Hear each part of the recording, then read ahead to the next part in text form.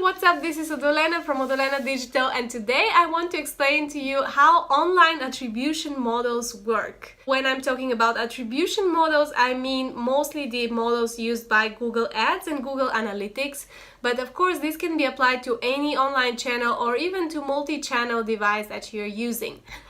In order for us to really understand the concept of attribution, I'm going to use a Monopoly board, a dice, and some Monopoly hotels and houses. Attribution modeling is defining how much value you are going to attribute to the different stages of interaction before a purchase. You know that a customer could have interacted with your brand many times. They may have seen an ad on a website, they might have watched a video as being targeted by a YouTube ad, and then searched for your business and eventually made a purchase. However, deciding between all these points, this is what attribution means, and there are different debates on how to use attribution.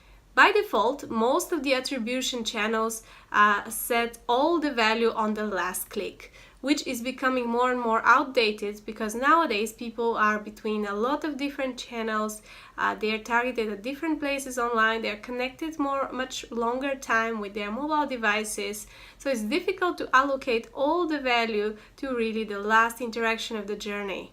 So what is a good way to actually break the last click model?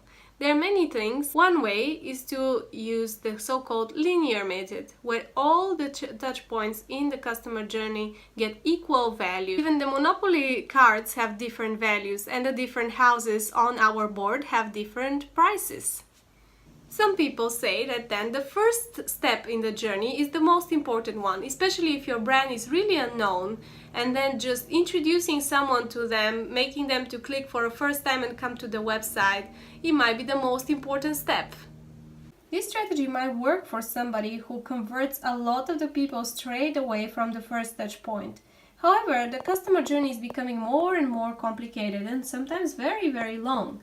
So it will be actually debatable whether it's good to put all the value on the first touch point, whereas then you have so many other points before you actually come to a conversion. So then the first click is not the best one, then the last click attribution is also not great, linear is not perfect, so you say to yourself, what shall I do? Well, let's do the following. Let's do 40% on the first click, 40% on the last click, and split the rest of the 20% on all the interactions that happen in the middle between the first and the last touch point.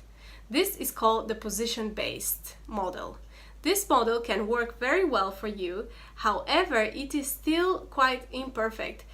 Some other model suggests that you can place as much value as possible to the last touch point, but also redistribute value further back towards the beginning of the customer journey.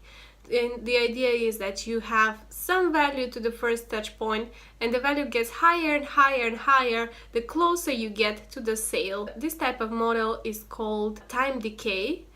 There are also other different attribution models which exclude the direct traffic, so last non-direct click, thinking that always the direct traffic or people who have typed in the browser the name of your website have found out about you from somewhere else. So the touch point before that would be the one with most value.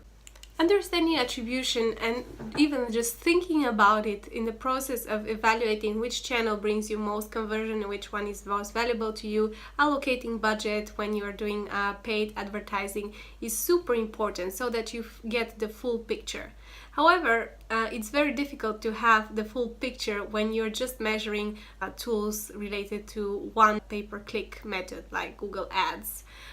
It's great that you can have Google Analytics, however, you will always have Google Analytics showing you a little bit more value towards the Google products like Google Ads. If you are using a lot of other channels like Facebook, LinkedIn, it is reasonable for you to adopt a multi-touch attribution platform. This is useful for a big business, a big company, as these platforms usually cost a little bit of money. So it's also generated with a lot of data. But if you don't have these kind of resources, I would recommend you to just test and try different types of attribution in Google Analytics. This is all from me. Subscribe to this channel. I will explain more about how to create your own attribution model in one of the following videos. Thank you for watching me, and I hope you enjoy this content and find it really useful. I'll keep on making more videos, but it will be great if you have an idea about something that you would like to know more about. Please write it down in the comments. Like this video, share it with friends if you think that it's useful and giving some value to you. Thank you so much, and I see you next time.